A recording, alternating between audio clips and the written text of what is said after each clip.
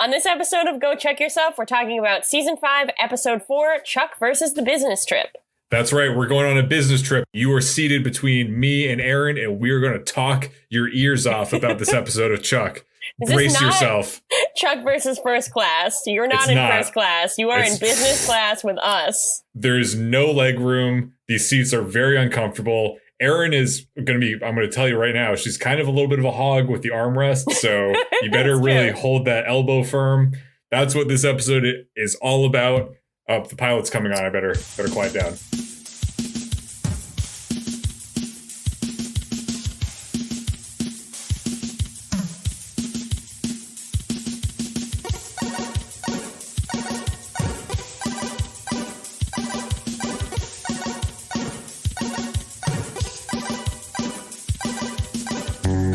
Yes, here we are. We're headed to that business trip to take care of serious business. Although, if you're a long-time listener of Go Chuck Yourself, you know that we take care of business every week here on Go Chuck Yourself, unless we are on a extended hiatus. But that's not the case right now. We're taking care of business right now. This is a business week. We are 9 to 5.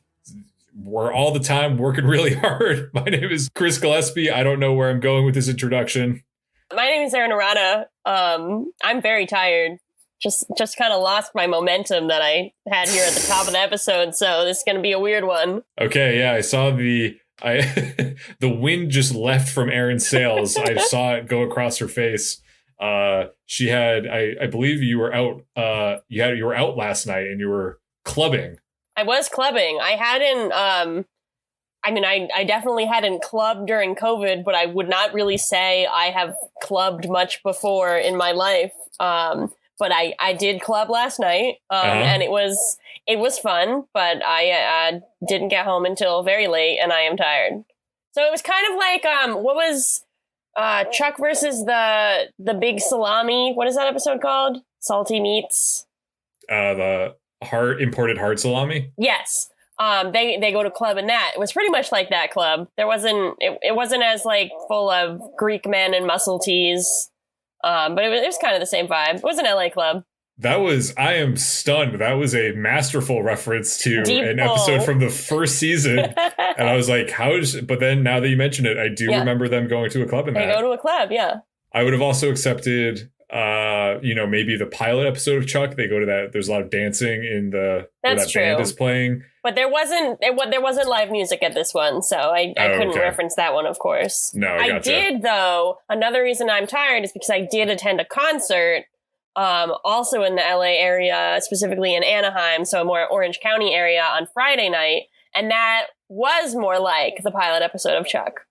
So Erin is just a socialite, just blowing up the Los Angeles social scene. If you live in Los Angeles, maybe you've seen her painting the town red. I guess I have to make a really strong effort right now to keep Erin awake and keep her alert. And I know I'm not as exciting as the club, but I do have something that is quite exciting. All right. And listener, you'll just have to, I guess, imagine what this looks like. But before we started recording, Erin asked me to go through my Go Chuck Yourself drawer, which is something that I do have. It's a file cabinet that's located behind me where I keep all of my Go Chuck Yourself related things, including my human monkey hybrid baby Coco, a VHS copy of Agent Cody Bakes 2 Destination London, starring Frank Muniz. That was kind of an interesting one. It was kind of like a Mario impression, but also kind of sounded like you were talking from the other end of a stadium. It was the first Frankie Muniz of season 5. I wanted to make it really special. Yeah. So one of the things that I came across while I was going through it and ended up kind of being relevant is that I have here a copy of the Maxim magazine from October 2011. So right when season 5 of Chuck was airing 10 years ago exactly. And it is one Yvonne Strahovski, who is on the cover of this magazine, looking gorgeous as always. Would you describe that as what do you say, crazy lingerie? I would have thought this looks like a swimsuit, does it not? I can't really see like the bottom. Okay, yeah, it does look like a swimsuit. I couldn't see the bottom, and it is kind of beige, so it does kind of blend in with her skin a little bit. So she, good. The subtitle is Chuck Sexy Spy Reveals Secrets and Skin. So there are obvious reasons to purchase this magazine, I guess, when I did in 2011. I think I bought it from a 7-Eleven near our college, if I recall. Makes sense, yep.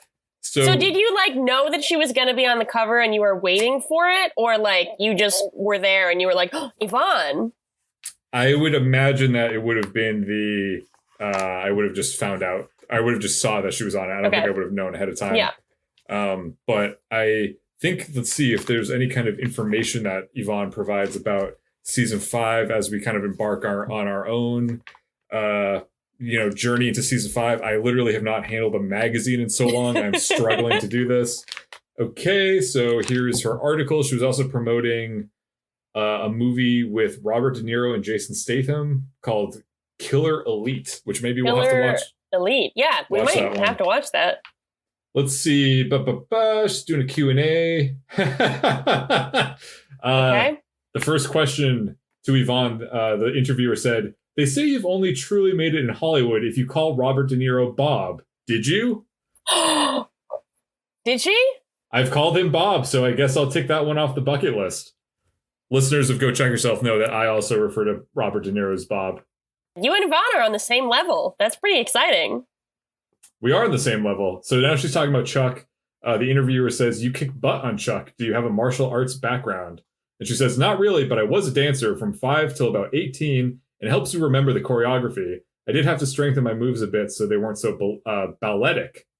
Interesting. Balletic, that's not a word I knew. Pertaining to ballet. Our queen is just so smart.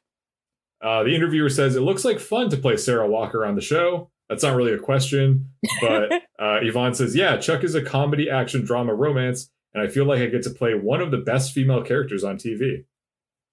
I mean, I don't think that's false, especially for the time. Any new gossip about the new season? So this would have been season 5. And she says, "Now that Chuck and Sarah are married, there's a whole new dynamic between them. Also, Mark Hamill and Carrie Ann Moss are joining us, so it's pretty exciting to have them on board." And okay. Yeah. I don't know if I'd say Mark Hamill joins them. Mark Hamill is present, I suppose. I hope he comes back. Let's see. Then we're saying, "Is this the last season?" And she says, "I can't believe we made it this far. We've been on the bubble ever since we started, but our fans have really pushed for us to stay on air." Yeah, we did. "It's nice to know that we're working towards a real ending that isn't like, maybe we're coming back." Yeah, I'm sure that must have been a relief. "Speaking of fans, you must have some obsessive ones. Have you gotten any strange gifts?" Oh, that's a weird question. She says, "I've received some pretty interesting poetry, like pages and pages and pages of typed rhyming poetry." Chris, was that you? Guilty as charged. Some of your poems. Yvonne, your eyes are as blue as the moon when it is new, I guess. I don't know. Beautiful. I'm not a poet. I think you should have done I always forget what it's called, the poem that like spells out something, like it would spell out Yvonne, of course. Acrostic? Yes, acrostic. And then it would be like youthful, very pretty. One and only. Not in my league. Never going to happen. Enjoy. Beautiful. So then it ends with the interviewer says, "That's creepy. So your character on Chuck fell for a geek. Is that what you like, or more manly guys?" And she says, "I'm into a mix of both. I like a suave dude with some geek." This is, I mean, like, that interview makes me very uncomfortable. Okay, as it should. This is once again Maxim magazine. It's not exactly the bastion of progressive thought or feminism. Oh boy. Okay. I don't. For the record, listener, this is not something this was the first and only magazine of Maxim that I purchased, and it was only because Yvonne was on the cover, and I wanted to support her. I do not have that as a regular thing that I do. I would like to say I don't have a distinct memory of this, but I have to assume it occurred. That we were becoming friends at this point, as we established in a previous episode. We are we have just blown past our 10-year friendship anniversary. Yeah. But at this time in 2011, we would have been new friends, maybe in the tentative, like, new friends stage. And I'm sure I came into your dorm room and saw your copy of Maxim magazine and was like, this is my new friend. And you did at the time, though, have a large poster of Katy Perry. Right. And you may have had, I don't know if you had any bikini girls or if that was just your childhood bedroom that had those. But I don't think my childhood putting you on blast here. I don't think my childhood bedroom had those. I had one nice, wholesome picture of a contestant from American Idol that I had a crush on, but she was fully dressed. Was it Catherine McPhee?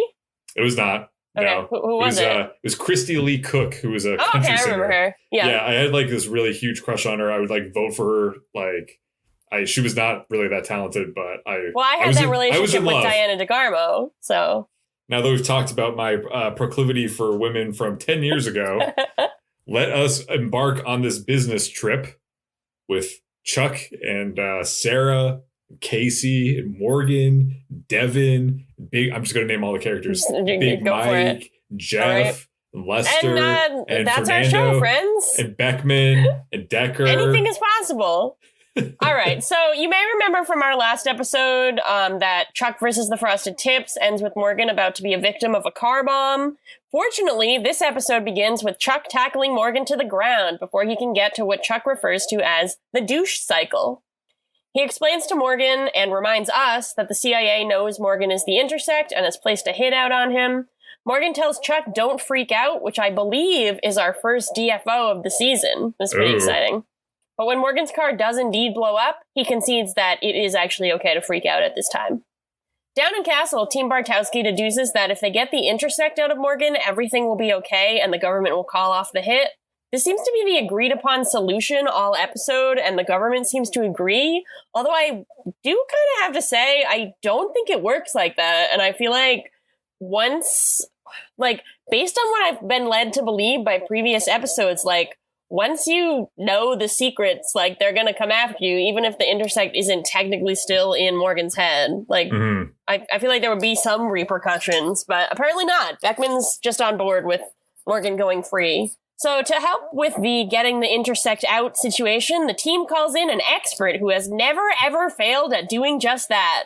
That's right, they've called in our friend Rob Riggle back from his time falling out a cable car in Europe. But just kidding, they've actually brought in Beckman and some glasses. Despite the fact that he knows it's for the best, Morgan is a little reluctant to let go of the Intersect. He asks if he can zoom one last time, and we get a pretty cute scene of Sarah and Chuck just hurling throwing stars at Morgan while he catches them in his bare hands and or teeth. Would it have been bad if he just didn't zoom that one time? Like, if he was stressed out and he couldn't do it and they just, like, seriously injured Morgan the last time that he was zooming? Yeah, that would be pretty dark. In this important stuff. He's just kind of like, he loses an eye. He loses, half of his face. This moment of action that doesn't have any stakes. It's not life-threatening. It's not a matter of national security. It was just him wanting to have fun and... Yep, he can't do it. Yeah, permanently damaged. Yeah. So he's satisfied and not permanently damaged, and he allows Beckman to take the Intersect out. To test that it worked, Casey immediately punches Morgan in the stomach. Morgan seems to feel this is fair and decides he's going to go apologize to Alex for being a dick. There's also a kind of side plot where Chuck is going to re-educate Morgan on all their favorite nerd properties. When he cites a few of them, like Star Wars and Indiana Jones and Die Hard, Morgan says the things just sound like gibberish to him. Sarah says it is. Beckman tells the team to, quote, stop playing with government toys. You have plenty of your own. We cut from this to baby yoga taking place in Chuck's courtyard, led by Devin, who is apparently now thriving as a stay-at-home dad. He tells Chuck that he's at 110%, something the Amazon subtitles censor and change to 100%. Apparently they're sticklers for accurate math. While Devin is talking to Chuck and Sarah, Ellie emerges from her apartment on her way to work as a doctor. You may remember she is a neurosurgeon. She smiles and says she's one happy lady, but methinks the lady doth protest too much. I hate that I said that. That was disgusting. Almost as disgusting as this Maxim magazine that is right next to me. You could put it away. Please put it away. Put it back in the drawer. For another 10 years, I'll put it back into the time capsule. Apparently the through line of this particular episode is that now that he's finally a spy like he always wanted, Chuck is feeling insecure about not being a normal person in a normal relationship with normal friends. It's nice how he always kind of flip-flops, like, back and forth on what he wants. I know that is the human condition, but in a show, come on, like, commit to something, Chuck. Also, like, how could he be normal when, as a 29-year-old man, he has Rock Band on full display in his living room? I'm not saying that's abnormal in a bad way. I'm saying that's really cool, and you want to be on that level. You don't want to be normal and not have Rock Band in your living room. Listener, you cannot see the wave of panic that just came across my face after Erin said that. I had to clarify. Do you have Rock Band? Yes. It's not on display in my living room, but there's certainly the guitar is in that closet that's immediately behind me, as well as the microphone, and then the drums won't fit in there, so I have the drums in another closet in my bedroom. Okay. All right. Well, that's cool. I'll be flying to New Hampshire. I have an awesome Rock Band setup. It's great. We talk regularly about how much we would like to have a rock band in our living room and how fun that would be. So it's fantastic. You guys feel free to come. I have no one to play it with, so I'm a one-man band. You guys are always welcome to come join me. That would be hard, living alone and just playing rock band by yourself. Yeah, it is. It's pretty pathetic. Anyhow, moving on with this episode of Chuck. Moving on. Chuck and Sarah commiserate about their lack of normalcy, but eventually decide to make sweet, sweet love on the living room floor. That's exactly when Beckman texts them to report to Castle. As she debriefs them on the Morgan assassination attempt situation, Decker interrupts the Zoom call. At this point, Beckman reminds Decker that she's his superior, which is confusing and directly contradicts the previous episode, so I have no idea. The CIA structure seems to be in constant flux, so I don't know what's going on. They have to change it constantly, so to keep it safe and protected. That makes sense. I mean, if they have all these intersects floating around, like, their secrets are never safe, so they gotta do what they can. I think at this point is when Beckman and the whole team shout, "Decker, no decking! Decker, no decking!" until he fades away and goes away. Defeated. I absolutely do not ship Beckman and Decker in any capacity, but I do like the idea that Deckman could be their ship name. So anyway, apparently all assassins have been called off except for the uncontactable Viper, who goes completely dark once they get a name and head off onto their assassination mission. Apparently they've killed thousands and thousands of people, a fact about which Decker is downright gleeful. He shows, like, all the names on screen, and I legitimately, like, going back to our last episode, I thought that he was going to show, like, Osama bin Laden's name on the screen or something. They don't go that route. Probably would have been weird if they did. But the point is, the Vipers killed a lot of people. Mm. The team decides that the best course of action is for Morgan to just hang out in Castle until they can find the Viper and reason with them. Morgan is upset about this, not because it's very likely that he's going to be killed, but because he won't be able to go upstairs and apologize to people, particularly Alex. And I thought that was pretty endearing. So back in the Bymore, Jeff is reading a book. I wasn't able to see what he was reading. Did you find that in your research? It is Flowers for Algernon. Okay, that's kind of cute. Which makes sense thematically. Yeah, it does. In the background, Lester is hacking the Bymore sales records to make himself the top salesman so that he can attend a sales conference, convention, business trip, reward ceremony thing in Riverside, which non-California residents should know is like around an hour outside of LA, maybe a little bit farther. It's a California place. What's the deal with, like, what's its whole thing? Like, it doesn't it doesn't exactly sound exotic in my mind. UC Riverside is there. I'm pretty sure there's a pumpkin patch somewhere over there, so you could get some pumpkins. Okay, so we have a college and a pumpkin patch. Presumably there is or was a river that it's on the side of. It's around. So it's just a place. It's not like it's just a place. Okay. Yeah, it's not like a resort town or anything. Okay. No, it's not. Okay. As far as I know, if you're from Riverside and I'm wrong, please write in. Because as we established, I can be wrong, and often am. Might be wrong right now. Who knows? That's true. Something I'm not wrong about is that Jeff tells Lester he thinks he's a bad person. So the next scene is Chuck presenting Morgan with a bunch of DVDs, which again is like a kind of cute thing where Morgan is getting to re-experience all his favorite media properties from a blank slate because the Intersect situation kind of made him forget them. The thing that I have to note, though, is what the fuck is going on with these DVDs? They're all just bright green. They don't have, like, presumably they couldn't get the rights to anything but the titles. So they're just like these bright green DVD boxes that just say in big bold letters, like Indiana Jones, Star Wars, A New Hope, like all that kind of stuff. I don't know. I don't know what this is supposed to be. So the only thing that I could think of was that this kind of looked like back when Blockbuster existed, sometimes Blockbuster would sell like movies that they were no longer renting out. They would sell them like in the rental case. Because if you rented a movie from Blockbuster, it wouldn't come. Oftentimes, in my experience, it would come in like a Blockbuster branded case, not the actual case. So in this case, no pun intended, it seems that these cases are like Buy More store brand DVDs. Okay, all right. So I'm wondering if somehow the Buy More lost the original actual cases for these DVDs and had to replace them with Buy More covers cases. So okay. That is a lot actually better explanation than anything I could have come up with. I just kind of thought that they didn't have the rights and just like wanted to make it clear and legible what each film was, and they did it in a really boring way. But I like your explanation. No, you're absolutely right. That's definitely what they did. My explanation doesn't really make sense. I think that they it would imply that the Buy More has store brand version of movies that are also the same name as the movie. It kind of makes sense because they don't plastic wrap their cases. There's no like control, so maybe people take the cases but leave the discs. Yeah, maybe.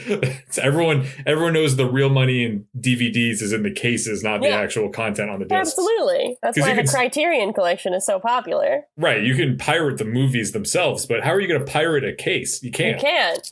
You got to go to your store, your local Buy More, and steal it. Chuck and Sarah head out, but Morgan is left behind in Castle with Casey. Morgan kind of kindly invites Casey to watch Star Wars with him, but Casey obviously has no interest in this. He does give Morgan a tip, though, to start with The Phantom Menace, which is, I mean, like, I can't really talk shit about that because I, of course, started with The Phantom Menace. I was hoping Morgan would really like it, but that was not to be, as we'll learn later. So Jeff calls Chuck from the Buy More and sounds so normal that Chuck is alarmed and doesn't understand who is on the phone. Once again, Jeff is not using contractions and just generally, like, Scott Krinsky's doing, like, I don't know if this is, like, Scott Krinsky's normal persona or if he's just, like, kind of acting like a very straight, normal guy. But it's kind of nice. I like the change. They discuss the upcoming sales convention and how Jeff is concerned that a salesperson has not been picked yet to attend the convention. Also, Skip Johnson is in the background and has a beard, and he looks incredible. Did you notice this? Yeah, they cut to him at some point, right? Yeah. He kind of has like a close-up shot. Yeah, and he kind of has like he's looking a little scruffy. He's looking good. So this whole conversation with Jeff gives Chuck a little idea for how to deal with the Viper problem. Later, he holds a Buy More meeting to tell everyone that they have publicly chosen Morgan as the top salesman to attend the conference. It kind of seems like weird that they would choose the store manager since he's not really a salesman, but that also seems like the typical corporate bullshit that happens in these situations. Lester agrees and tries to incite a rebellion because this is basically like nepotism or like favoritism or some ism. But Jeff is the one to cross this picket line and convince everyone that instead of rebelling, they should work even harder. Lester is not pleased. We move over to Chuck and Morgan, where Morgan seems to be making a Facebook post on his public Facebook account where he has an album about Buy More work, and he's posting a picture about how he's going to this conference, presumably because the Viper is monitoring his social media presence. But then we learn that the plan is actually for Chuck to pretend to be Morgan, since the Viper only has Morgan's name, not his picture. So it's a fun little sequence where they Photoshop Chuck's pictures over Morgan's pictures.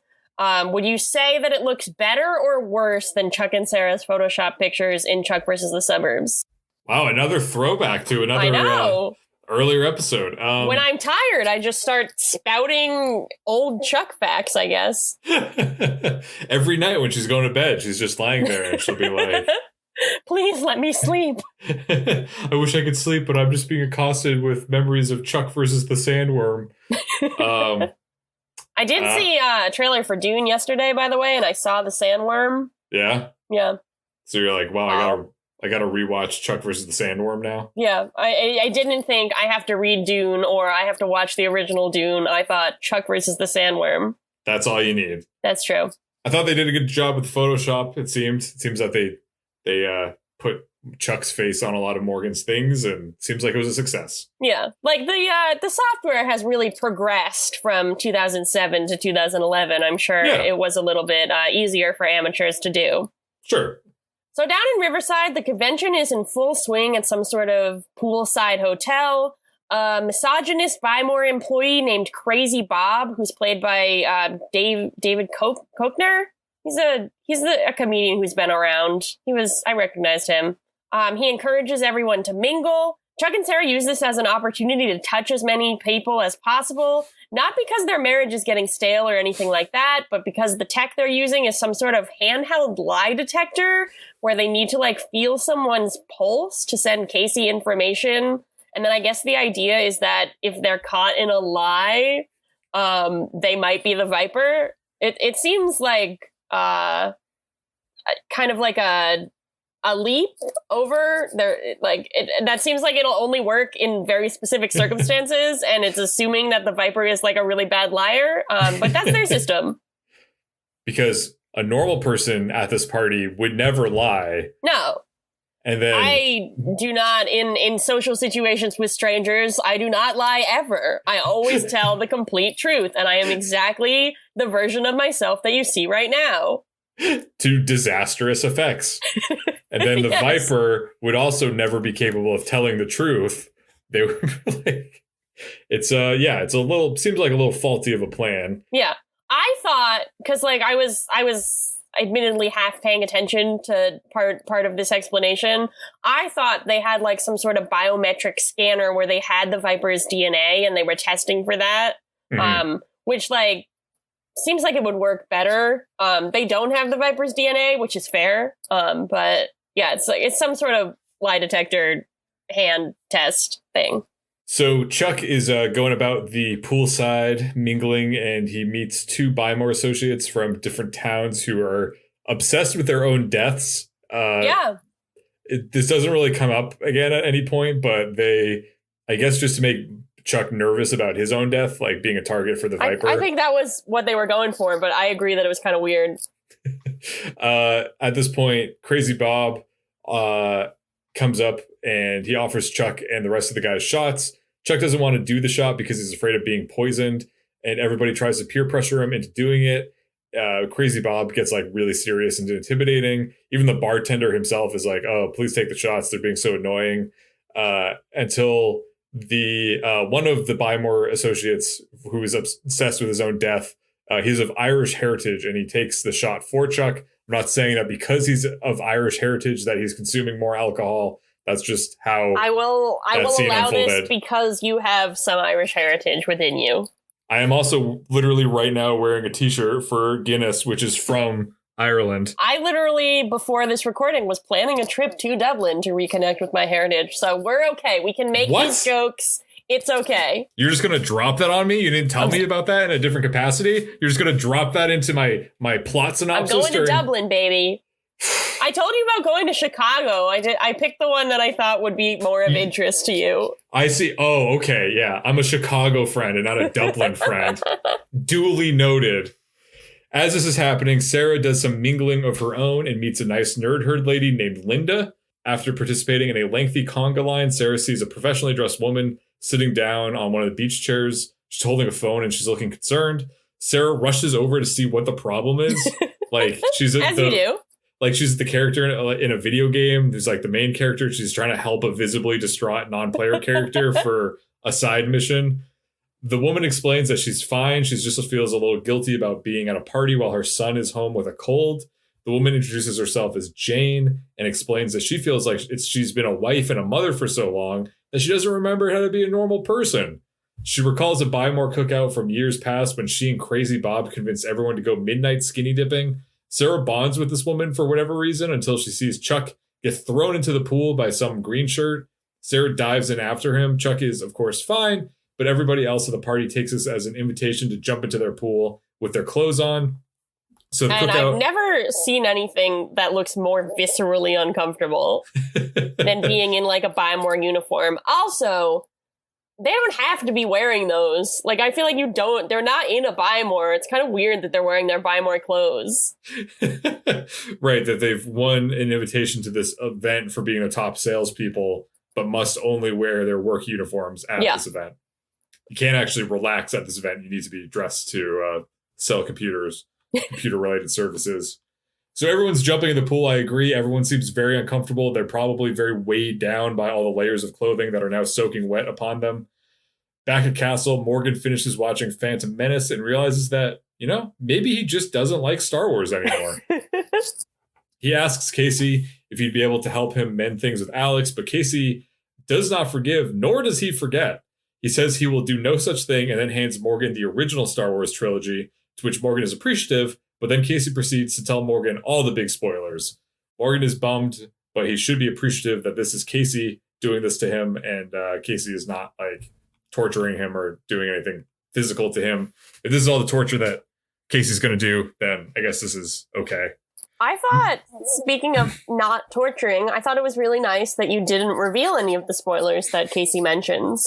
Because some people listening to this might not have seen Star Wars and might not know those spoilers. Not gonna lie, I did have a moment of decision making while I was writing that where I was like, am I going to include spoilers for Star Wars? And I was like, they're common knowledge for most people, but I feel weird as just, they're... Well, of course, Casey reveals that Rey is Palpatine's granddaughter.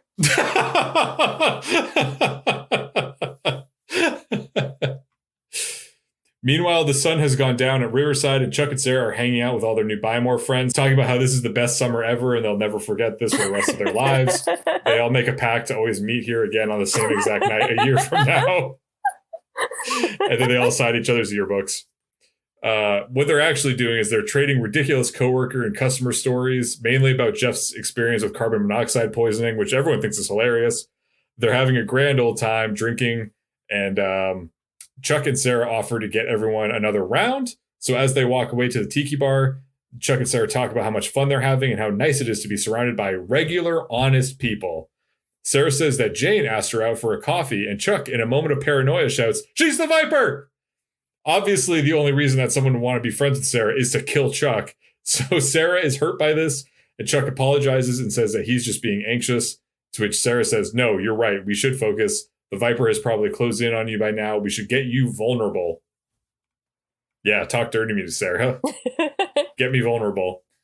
Chuck then returns to the group of friends and loudly announces that he's going to bed, even though he literally just told them that he was coming back with another round. So apparently he just...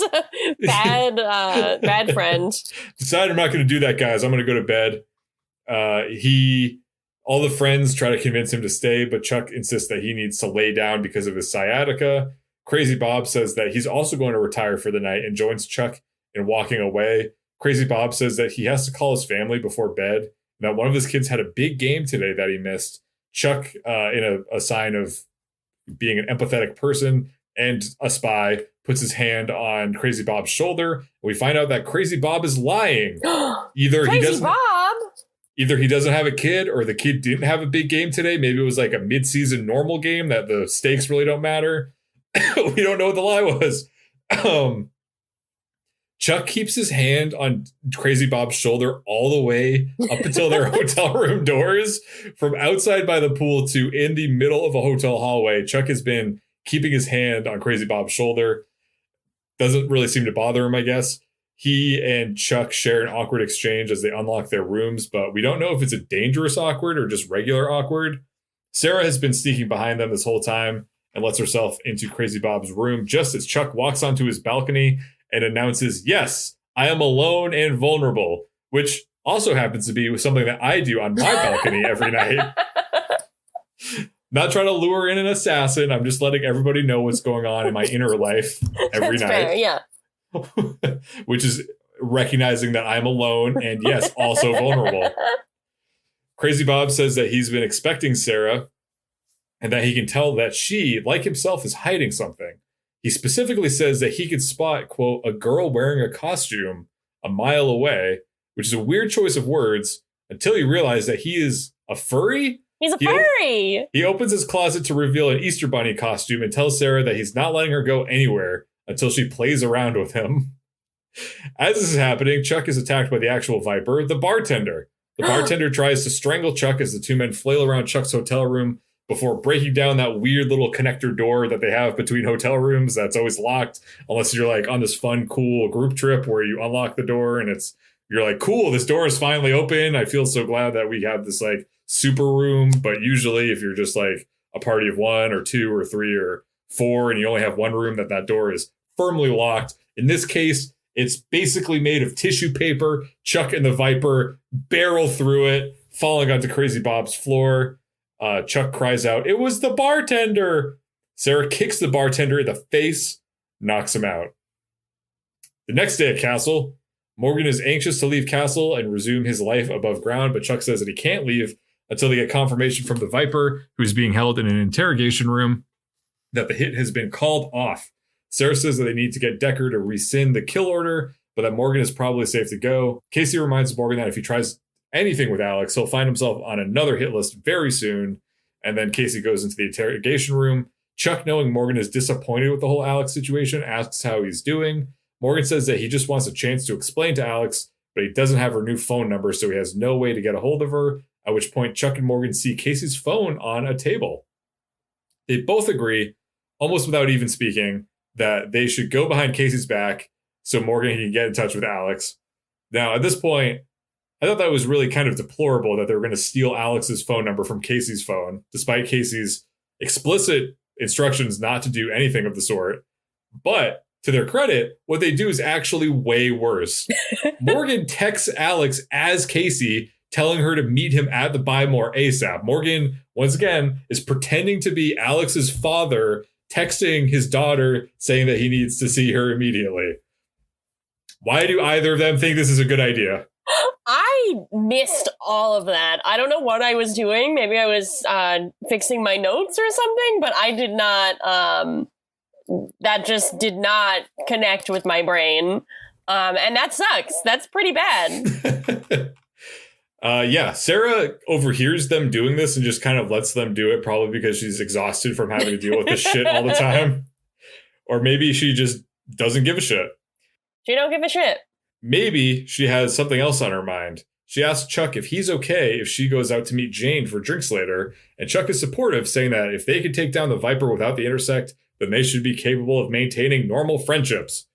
Back at the Buy More, Devin is examining Jeff in the break room again for some reason. I guess this is just a follow-up after last week's physical examination. Devin comments on how healthy Jeff is, and Jeff says that he's been seeing things so much clearer now, and shoots a glance at Lester, who is peeking in from the hallway.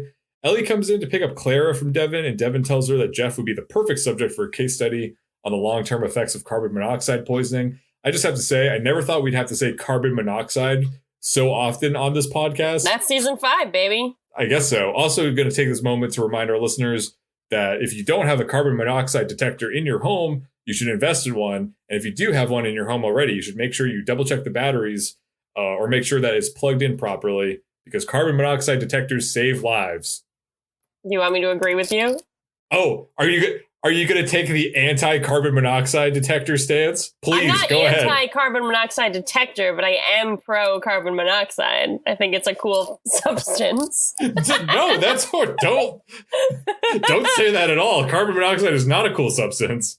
I don't know what you were doing at the club last night, but I'm very concerned about some of these new behaviors I'm seeing in you, Erin. So anyhow, Jeff, who once again is no longer on carbon monoxide and is doing better, He's achieved some kind of higher level of enlightenment now that his brain isn't poisoned, unlike Erin's. He tells Devin that he perceives Ellie to be unhappy because she's not spending as much time with the baby as she would like. This is a real wake-up call for Devin. On the sales floor, Alex walks in and is immediately ambushed by Morgan and wants nothing to do with him because, once again, he pretended to be her father and via text message. He tries to explain himself, but she says that there's nothing to say and that Morgan is not the man that she thought he was. Morgan decides to cut to it and tell the truth about the intersect and what it was doing to his brain, leaving Alex speechless. Back in the break room, or actually a different break room. They're not in the same break room that they just were in when Devin was getting giving the examination to Jeff. They're in some other break room. Jeff is drinking tea and listening to classical music while Big Mike eats a bunch of cheese balls. Lester lurks in the hallway once again. And this time we see him bend over and thread a hose underneath the door. Sarah outside the store walks up, or she's walking to her car to go meet Jane. She sees Lester connecting the hose to the exhaust pipe of Jeff's van, and she and Lester make eye contact before she says, "Keep walking, normal thoughts," and she walks away. Down in Castle, Chuck tries to crack the Viper in the interrogation room by making small talk about being small business owners. Gotta love Chuck, always looking to talk. Make a connection. Make a connection, that's what he's all about. The Viper doesn't say anything, and through a conversation with himself, Chuck realizes that they caught the Viper too easily and that the Viper is probably still at large. He runs out of Castle and finds Sarah just as she's getting in the car to go meet Jane. Chuck explains that looking back on everything, Jane is actually pretty suspicious, and Sarah agrees and realizes that there's a bomb in her car. Chuck tells her not to move her foot. We cut to the Buy More where Jane, now decked out in all black and leather and looking like a badass, enters the store and asks to see one Morgan Grimes while holding up a photo of actual Morgan Grimes, not Chuck Morgan Grimes. No! Mere feet away, Morgan is behind some of the unwrapped DVDs and explaining the intersect situation to Alex. It's kind of unclear whether she's in shock because it's crazy or because she doesn't believe him at this point. But he's doing a really bad job of explaining and kind of jumping all over the place. I understand it's a complicated story, but like, come on, Morgan, get your act together. Morgan is interrupted by Chuck, who calls him to tell him to keep an eye out for a harmless-looking brunette in the Buy More. And I think this is actually pretty unfair to Jane because she's wearing really tall boots and black leather, and I think she looks like at least a little harmful. I'd say she looks harmful, but in Chuck's defense, he doesn't know what Jane looks like when she's in Viper she looked mode. A little harmless in Buy More clothes. Yeah. So Morgan panics and puts his hand over Alex's mouth without offering any explanation and just like drags her through the Buy More, which when Casey sees this happening over the castle security camera, he is suitably freaked out, thinks that Morgan is doing it for less than good reasons, and is just trying to do bad things, which is a fair assumption based on what Morgan has just done with Casey's phone. Meanwhile, in the break room, Big Mike passes out from carbon monoxide poisoning, which is not something that I ever thought I'd say, but is what happens. Everyone else rushes out of the store. Castle goes into lockdown because of the toxin exposure. Jeff, the hero of this situation, realizes what's happening, rescues Big Mike, and brings him out of the store as well. Meanwhile, Chuck is trying to defuse the car bomb, and Morgan and Alex don't run outside in all the commotion and just continue hiding in the Buy More, where Jane is also just calmly walking among the aisles looking for them. Alex and Morgan continue having a conversation where Alex reveals that I guess she thinks that Morgan was lying this whole time. But then when Jane is pointed out to her and she sees Jane's gun, she realizes that it's true. Morgan calls Casey, who helps him over comms to avoid Jane and hide from her, and eventually get Alex into a broom closet where Morgan confesses his love for her. He tells her it's okay if she doesn't say it back, which she doesn't. Damn right she doesn't. This is a wild roller coaster, and I would have been pissed if she said I love you too.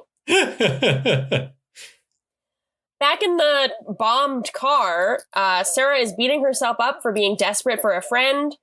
While Chuck tries to defuse the bomb, Sarah calls Jane and pretends to be having a crisis. It's a couple layers going on here because Jane knows, obviously, that she has lied to Sarah, and so she probably knows, she would know that Sarah is a spy and is pretending to have a crisis, but she doesn't know that Sarah knows that Jane is also a spy. So she's just kind of going along with it, but just kind of trying to get Sarah into her car. Sarah has like kind of a fun little line where she says she's been lying to Jane about who she is. Jane is a little bit intrigued by this, I guess. I don't know what she thinks Sarah is going to say, but she at least stays on the line. Sarah says, I'm a spy, but the voice doesn't come from the phone. It comes from behind Jane. And then Sarah's there. She got out of the car. She puts a gun right to Jane's head. Blows Jane's head right off her shoulders. Brains everywhere. Jane's dead. It was really dark. It was pretty much like the time that random assassin shot Emmett, and it was just really gruesome. There's a little bit of a kerfuffle, which Chuck stops right in its tracks by stepping in between them. But unfortunately, Jane is about to shoot him instead. When Sarah knocks her out, she like pistol whips her with the gun. Jane falls to the ground and everything is okay. Morgan pops out of, I don't really know what to call that, a storage container sort of thing. Yeah, it was like a trash can. Yeah, he pops out of a trash can, dumpster kind of thing, and says he misses knowing Kung Fu. Later in Castle, they have a Zoom call with Beckman and Decker. I know it's not actually Zoom, but I'm just going to be calling it Zoom for the rest of the show. Decker says that the hit has been called off of Morgan and that Morgan is officially in the clear. He then ends the call by saying, see ya never, which causes Casey to refer to him as a quippy bastard. It's not inaccurate. I guess I would probably describe him as a quippy bastard. Like, I don't think he's good at quips, but he does kind of try. Right. In this scene, he's less evil and he's more of just like a little stinker kind of. Yeah, he's a little stinker. That's a good description of him. He's very much like Swiper right now. And they said no swiping. And he's like, aw, man. Aw, man. See you never. Returns back to the little tree that he was hiding behind, I guess. Sarah and Casey realize that Decker may have taken this a little too well. Not wanting to bother Chuck with this, Casey just says he'll take care of it on his own. Back in the Buy More, Jeff talks to Lester, and he says that he wishes Lester were a better person. This seems like it might be the end of it until Jeff explains that he got Lester arrested so he can face repercussions for his actions, and the police come in and say that they're going to arrest him for attempted murder, so that's pretty serious, too. I feel like definitely how I felt about this when I first watched it, and maybe it's the vibe they're going for in the show, is like, oh, actually, maybe this is going too far. Maybe Jeff, like, shouldn't be smart. Maybe it's just bad. And, like, you're more on Lester's side in this betrayal? But I'm absolutely not. I think, like, Lester did something reprehensible. He did try to kill his friends, and should go to jail for that. He almost killed Big Mike. That's true. And I will not stand for that. Although I would actually, now that you mention it, I would like to tell you something. I wish you were a better person. Officers, you can come in now. Oh my God, they're here. They're taking me away. All right, take her away, gentlemen. I guess that's what it sounds like if I'm being dragged off by police. I just say, goodbye. One of these days. Something to look forward to. So back in the courtyard, Alex and Morgan have a little heart-to-heart, in which Alex says she appreciates Morgan's new truthfulness, but because he lied to her and also just because of all this drama, they're not going to be getting back together. She says, you're a hero, but you're not my boyfriend. But they can still be friends. Then apparently she and Morgan head over to Chuck and Sarah's, where there's apparently some kind of party happening. Usually when a party happens on Chuck, it's kind of like announced and telegraphed throughout the episode, but this just kind of seems to be like a wine night with friends. While this is going on, Decker is on a video call with Jane. Like the little stinker he is, he gives approval for Jane to actually go ahead and kill everyone but Sarah and Chuck, presumably to protect her identity and to also just kind of like get rid of the... I don't know what Decker's deal is, but he's trying to get all these people out. Casey, though, is in an alley watching all of this happen. And he steps out as soon as the call with Decker is over and just, like, blows everybody away. There's actually, like, you joked before about Jane's head getting blown off and everything, but, like, she's on the ground with her eyes open. Like, it's pretty brutal. And then you're like, oh, shit, does she actually have a son at home that's sick, that has a cold, that she feels bad about leaving? Or was that just a lie? She probably does, and that's a bummer. He's going to be motherless now. Jesus. So at the party, it's Alex, Morgan, Chuck, Sarah, Ellie, and Devin, and they all talk openly about their days, which is actually pretty novel considering like some of them are spies and they're able to talk about it. As I mentioned to you privately earlier, Casey walks in jeans and a button down, and he has big dad energy, and he looks incredible. Never been more attracted to him in that scene, or than in that scene. There's a little typical nice bonding to a sort of indie rock song, but that cuts out after about 10 seconds so that Sarah can make a toast about how she's happy to have friends. Devin also takes this opportunity to announce that he's going back to work. And that Ellie is gonna stop working and go on maternity leave again. It's kind of a nice scene in which characters are making sacrifices for one another, but the practicality of it did bring up some questions of like, I mean, I'm sure this happens, and I think like US maternity leave policies are a crime, but it seems like Ellie went back to the office for like maybe a week, and then she's going to be like, actually, this isn't working out just because, like, willy-nilly Devin is pretending to not be happy. It seems like it's going to be a complicated issue, but, you know, we don't have to deal with it, so it's fine. Morgan pulls Casey aside to tell him that he no longer has to worry about Morgan and Alex because they have officially broken up for good. Casey is apparently so enthused by this that he asks Morgan to move back in with him. I guess I don't really know what's going on there. It's just practical, whatever. Then he has those same green DVDs, and he gives Morgan copies of Indiana Jones and tells him that there's only 3 movies, presumably not admitting to the existence of Crystal Skull or the as yet unreleased next indie movie. So Morgan will never learn about our good friend Mutt Williams, which is a shame. Then Decker shows up at Chuck's door. Why is he there? Why is he there in the flesh? It's to arrest John Casey for murder, which is kind of fair because Casey just killed like 13 people. And the episode ends with another cliffhanger. Chuck versus the business trip. Chuck versus the business trip. Certainly a lot of business was taken care of. That's true. It's kind of like the whole alleyway scene with Casey and Decker on the phone and everything. It was kind of like that one episode of Dora the Explorer where they say, swipe or no swiping. And he goes, ah, man. And then he goes away behind the tree. And then he like pulls out his phone and orders hits on backpack and map. But he's like, you got to keep Dora alive, though. Don't hurt Dora. But he says he's fine with the map and backpack and Diego and Poor Diego. Well, actually, I don't know if you've seen the live action Dora the Explorer, but that is actually something that happens in it. Swiper orders a hit on all of Dora's friends? Yeah. Huh. It's dark. It's dark and gritty. Gritty. Well, I appreciate that. Something else that I appreciate, well, we're going to discuss it in a moment, in Chuck, Marry, Kill, when we take one part of this episode that we'd like to marry, one part of this episode that we would like to kill. Erin, what would you like to marry? I thought that Sarah's struggle with making friends as an adult in her late 20s, who is focused on her career and is living with her partner, was very apt and relatable. Are you saying that on behalf of a friend? Yeah, I'm saying that. It's just something I've heard.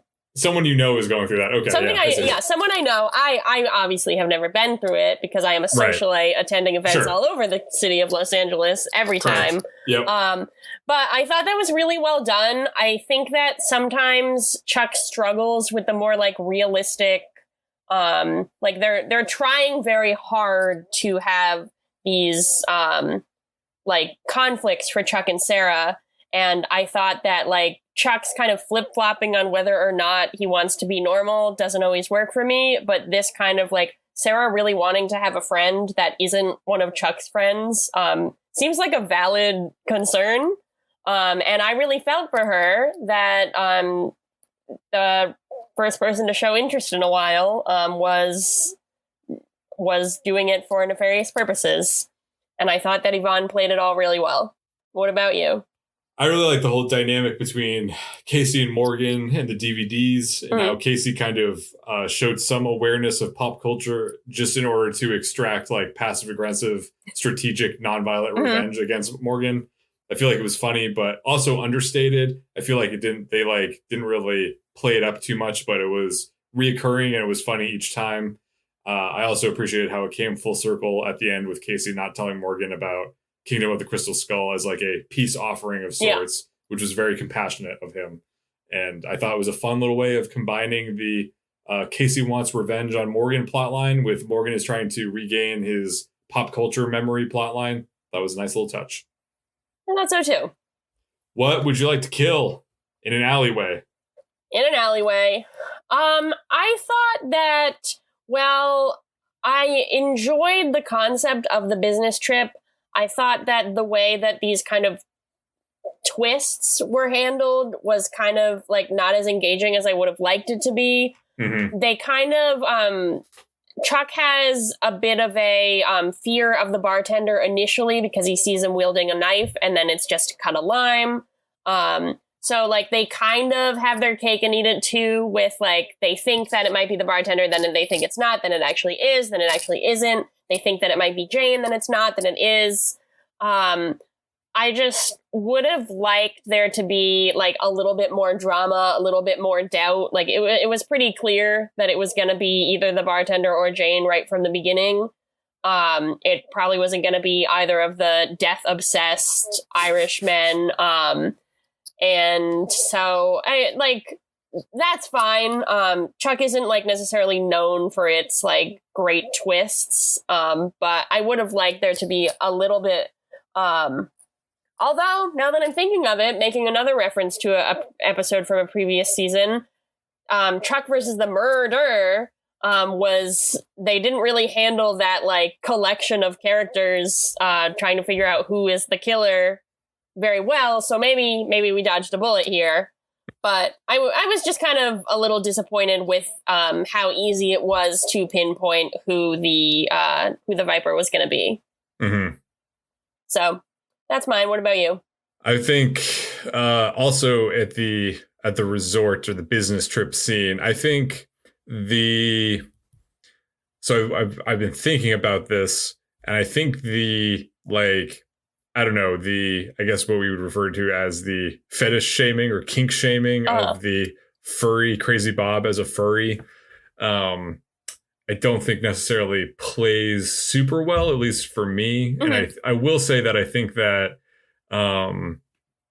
it is, I mean, certainly, I don't want to say accepted thing in comedy writing 10 years ago. I think less so, obviously, now that people are a little bit more sensitive, or at least aware of those sensitivities and cognizant of avoiding them. But I feel like kind of the final frontier for being able to make fun of marginalized groups or fringe communities in comedy was like making fun of people with different sexual or fetishes. And obviously furries are low-hanging fruit and pretty easy to make fun of because of their particular interests and the, I guess, surface level silliness of it. So I didn't care for that, but it's also like, I don't know. I think they could have, it wouldn't have been that hard to figure something else out. Like they really didn't even touch upon why he was lying the entire time, because he was lying constantly, but that means he was only lying about,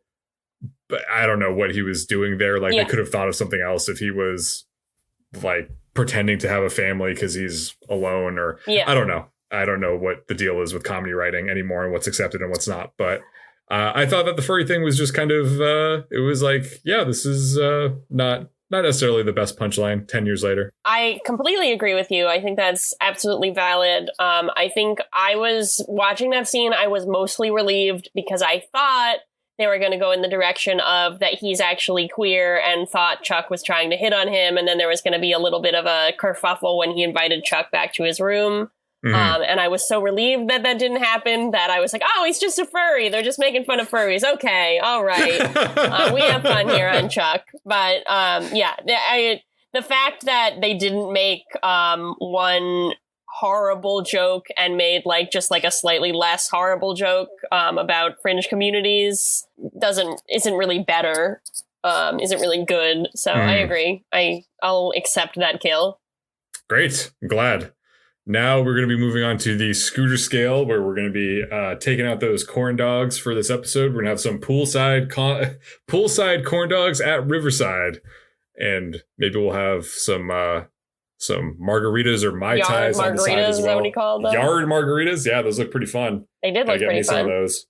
How many corn dogs and/or yard margaritas would you give this episode?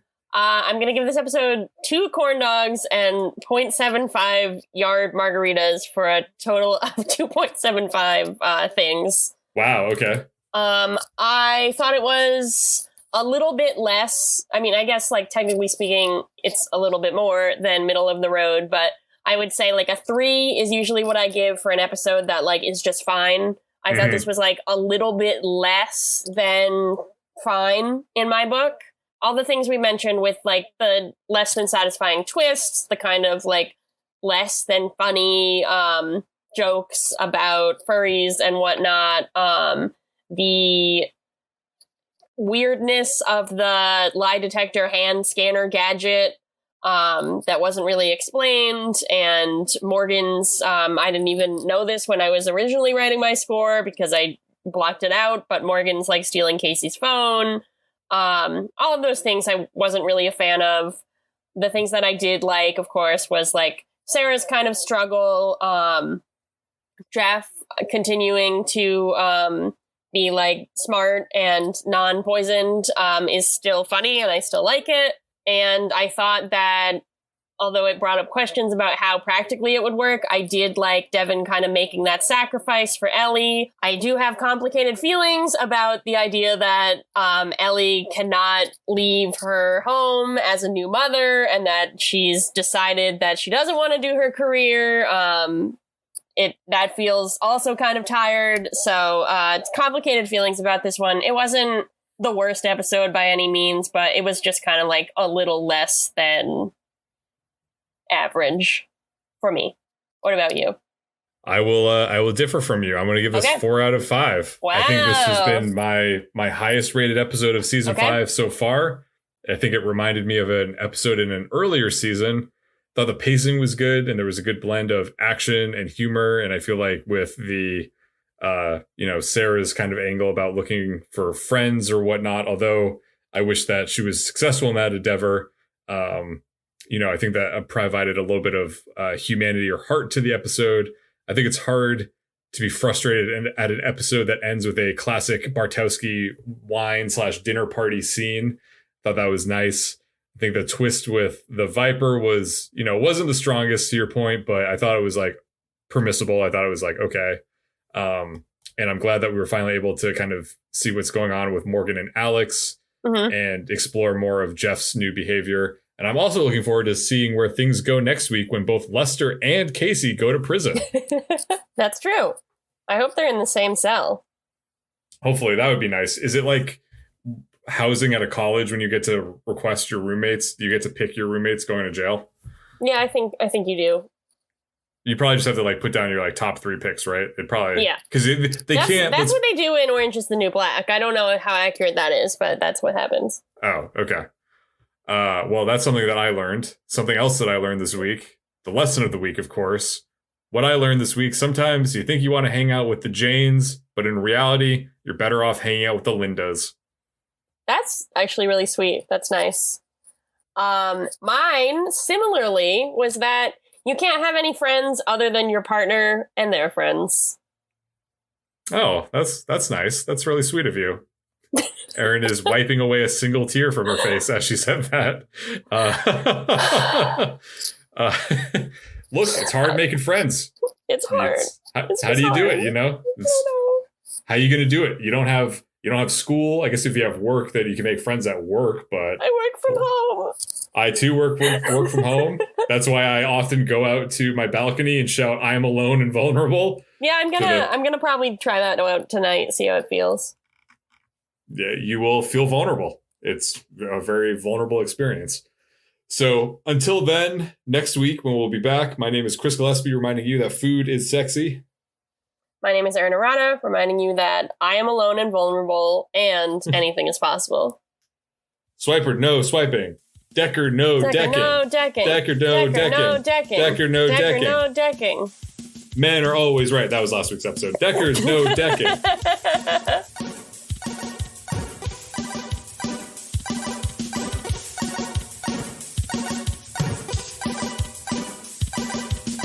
Thanks for listening. As always, a big thanks to the artist Hadakoa and the fine folks at freemusicarchive.org for providing us with our theme song, Warm Up. If you want to drop us a line, you can reach us at GoChuckYourselfPodcast@gmail.com. Don't forget to like and subscribe to Go Chuck Yourself on your preferred podcast platform.